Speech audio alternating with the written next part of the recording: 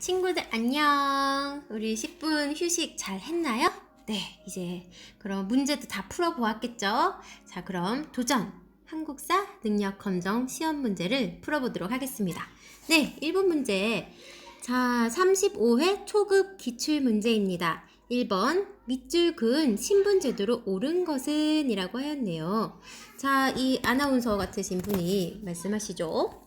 자, 이분들은 신라의 육두품 출신으로 알려진 학자입니다. 신라에는 엄격한 신분제도가 있어서 육두품은 진골에 비해 차별을 받았습니다. 라고 되어 있죠.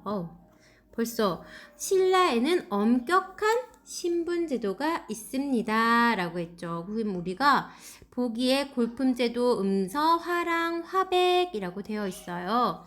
자, 그러면 엄격한 신분제도 선생님이 이건 기억해 두라고 그랬어요. 우리가 태어날 때부터 죽어서까지 이 엄격한 신분제도, 그래서 그쵸. 그래서 골품제도라고 하였죠. 그래서 정답은 1번 골품제도가 될 거고요.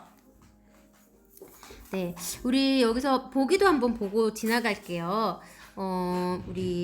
우리 친구들이 그래도 좀 알만한, 그쵸? 화랑제도. 화랑제도는 뭘까요? 화랑제도는 보자. 우리 친구들이 알고 있는 신라 때 청소년으로 조직된 수양단체죠. 꽃미남 미남단체. 그쵸? 자, 그리고 음서제도는 고려시대의 문벌귀족에게 주어진 정치적인 특권인 그런 제도예요. 그래서 아직 우리 친구들 배우진 않았는데요. 그냥 귀로 한번 들어보세요. 자, 5품 이상 관리의 자제에게 이제 시험을 치지 않고, 그러니까 무시험으로 관리로 채용을 해주었던 그러한 것이 바로 음서제도가 되고요. 그리고 화백제도는 신라 때 진골 귀족 이상의 이제 진골 이상의 귀족들이 모여서 나라의 이제 중대한 일을 의논하면서 이제 만장일치를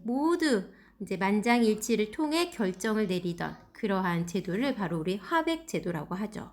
자, 우리 친구들 선생님이 보기를 이제 얘기해 줄 때 몰랐던 이야기는 옆에다 적어두기도 하고요.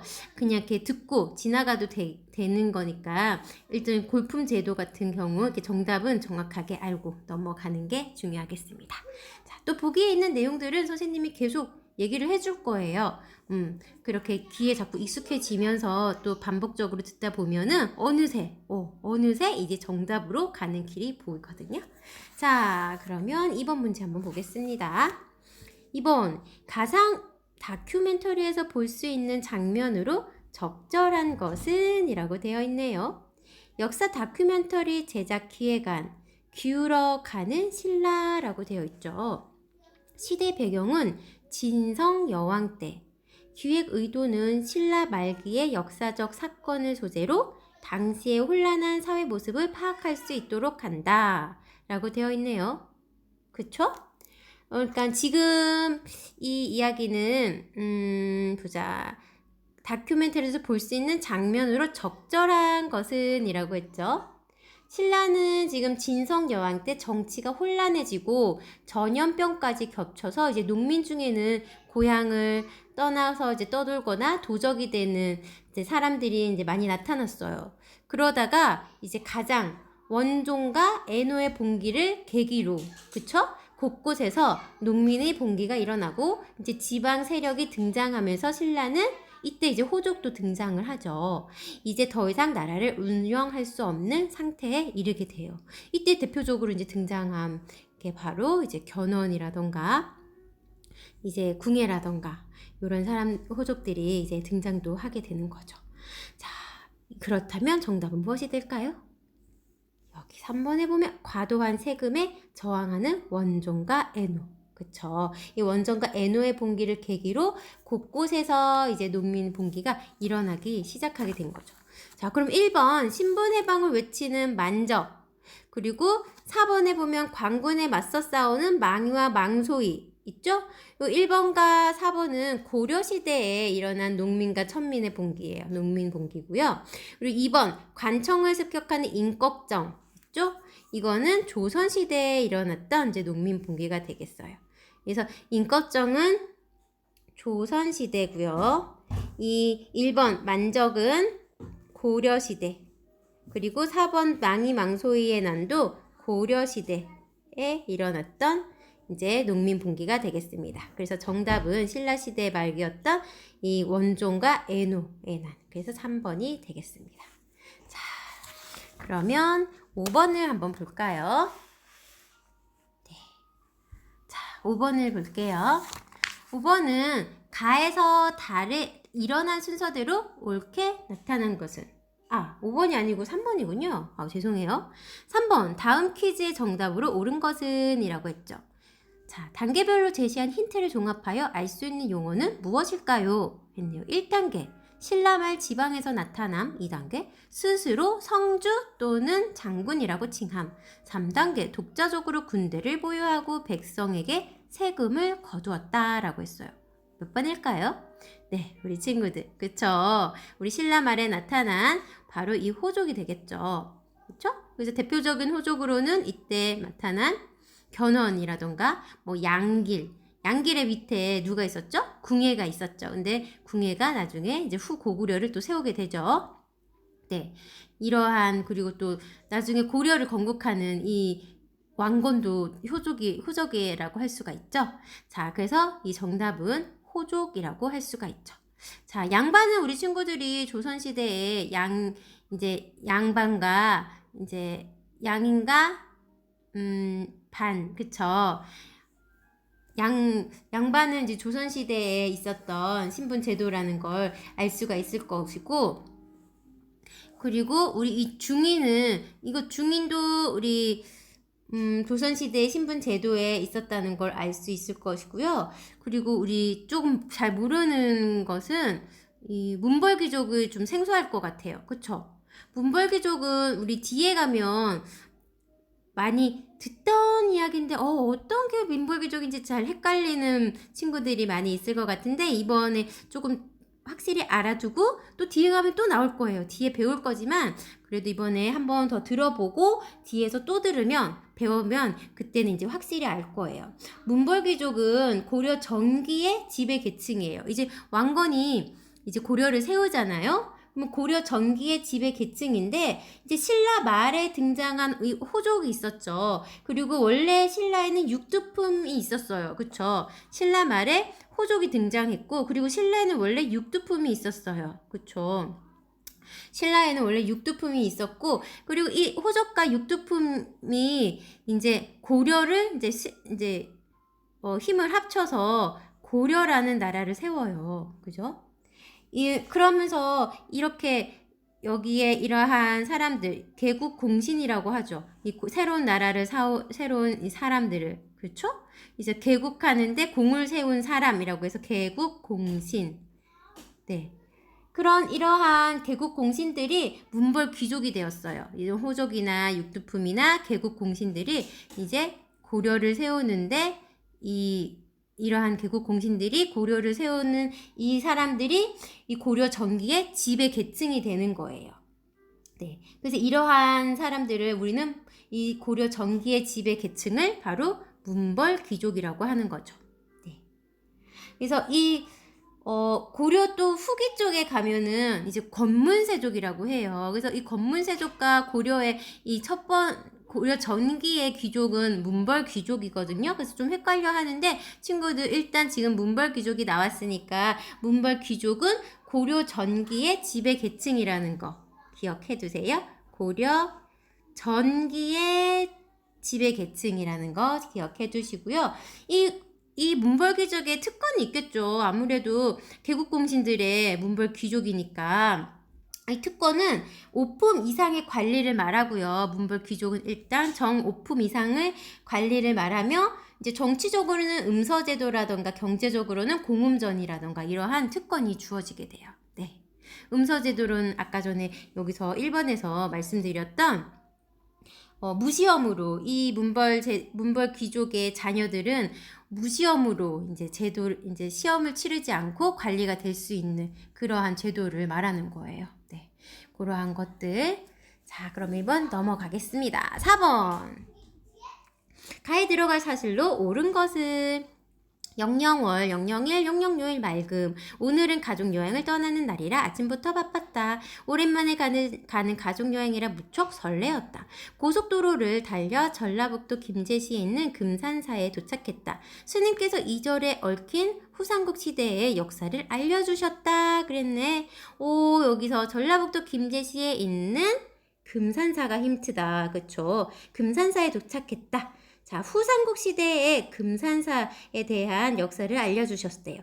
이곳에서는 어떠한 것을 있었다. 그렇죠? 1번, 서희가 외교 난판을 벌였다. 2번, 이성계가 회군하여 권력을 잡았다. 3번, 견훤이 아들 신검에 의해 유폐되었다. 그렇죠. 바로 3번, 이 금산사에서는 견훤이 이 후백제를 세웠던 견훤이 자신의 첫째 아들이에요. 첫째 아들 신검에 의해서 유폐되었어요. 유폐되었다는 것은 이곳에 갇혔다는 거예요. 견훤이 이제 첫째 아들에게 자신의 왕위를 넘겨주려고 하지 않고 다른 아들에게 이제 왕위를 넘겨주려고 하니까 신검이 이제 아버지를 가두고 이제 이 금산사에다가 가두게 되는 거죠. 그래서 유폐되었다라는 이제 이런 사건이 여기 금산사에 있게 되는 이제 역사적 이야기가 있었습니다. 그래서 금산사에서 결국에는 견훤이 이 신검의 그 눈을 피해 도망을 치게 돼요. 그래서 도망을 쳐서 어디로 가느냐? 바로 고려의 왕건으로 가게 됩니다. 왕건에게 가게 됩니다. 그렇게 왕건과 이제 견훤이 손을 잡고 아들 신검을 치는 거예요. 예, 그렇게 해서 이제 이 견훤이 싸움을 얼마나 잘했는지 게다가 근데 얼마나 자기 백제의 땅 자기 지리를 잘 알겠어요. 그러니 그 왕건과 손을 잡고 신검을 쳤으니 백제가 어떻게 되겠어요? 네, 고려에 넘어가겠죠. 네. 그래서 견훤이 아들 신검에 의해 유폐되었다. 이 금산사에 견훤이 유폐되는 그런 사건이었죠.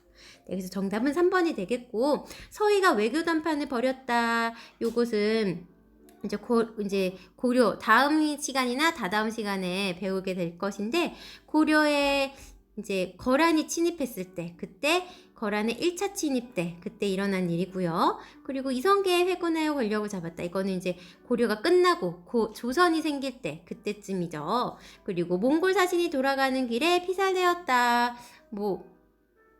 이것은 1225년 몽골 사신 저고요라고 있어요. 그 사람이 피살 사건이 있었는데 어쩌다 그 사람이 이제 피살이 되었어요. 근데 그걸 계기로 이제 몽골에서 우리나라에 이제 쳐들어오는 원래부터 쳐들어오려고 했던 계획이 있었는데 그걸 빌미로 삼아 이제 쳐들어오는 이제 그러한 사건이 되겠죠.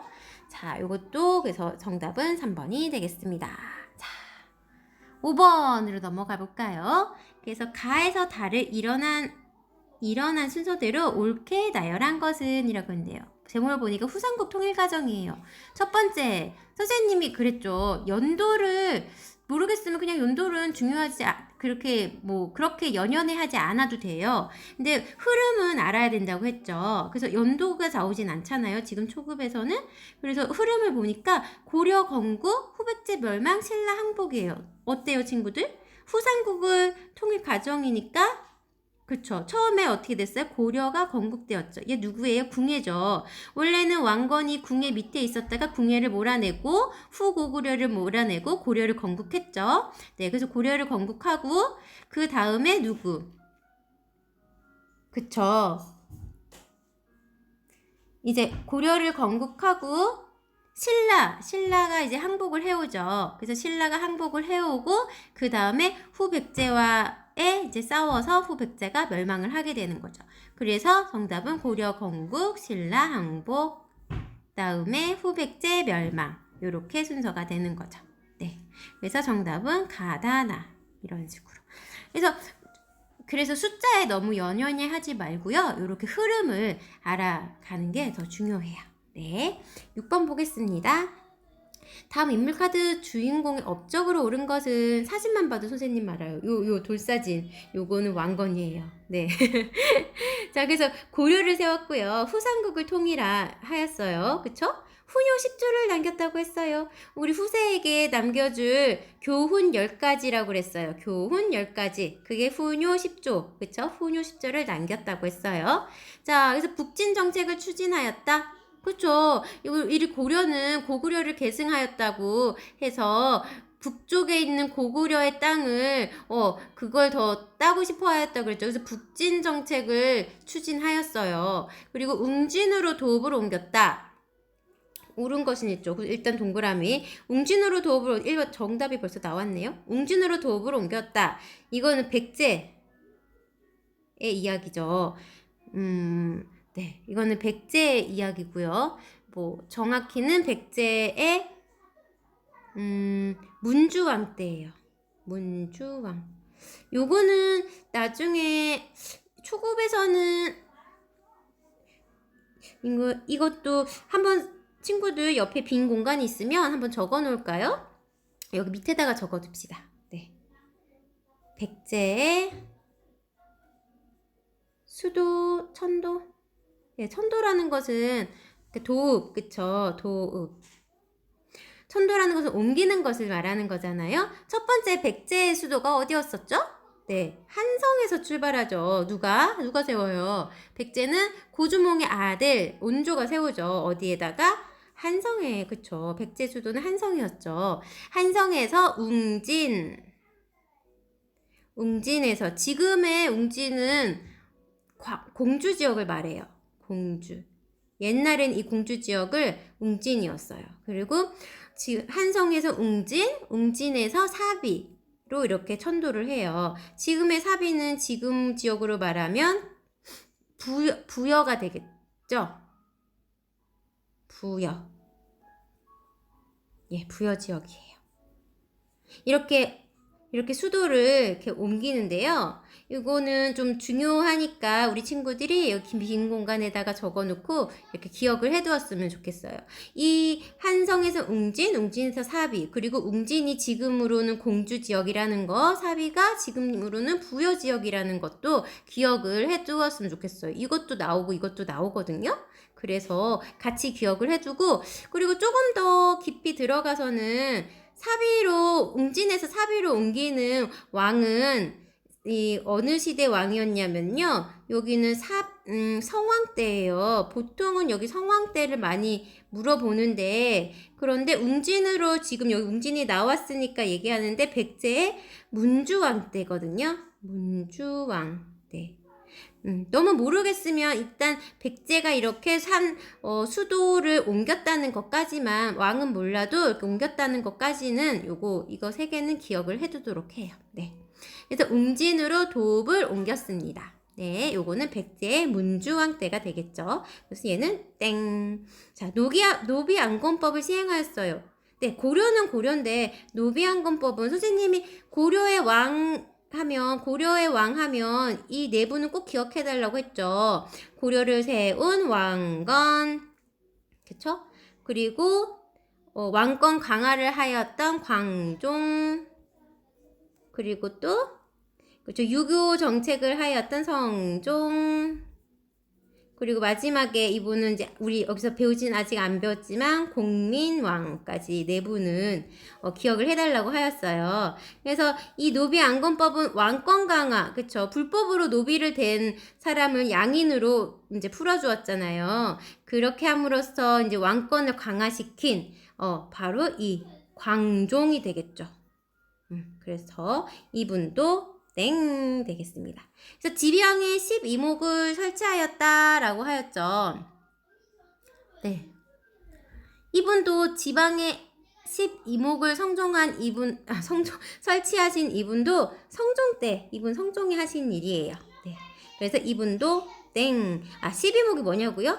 12목은 지방의 행정 조직을 얘기하는 거예요. 우리나라, 그러니까 나라를, 고려를 12개의, 우리 지금으로 말하면 우리 지금 8도로 나눴잖아요. 경상도, 전라도, 뭐 이런 식으로 이렇게 나눠져 있잖아요. 근데 여기는 이제 12가지 목으로 이렇게 나누어서 거기에 이제 행정 도시를 이렇게 12가지로 나누었다는 거예요. 12목으로. 예. 알겠습니다. 이것도 성종 때 있었던 일입니다. 자, 그래서 얘도 땡이 되겠습니다. 그래서 정답은 1번 북진 정책을 추진하였어요. 네. 자, 그래서 우리 이제 7번 한번 보겠습니다. 가에 들어갈 제도로 옳은 것은 이라고 했네요. 가의 제도로 한번 볼까요?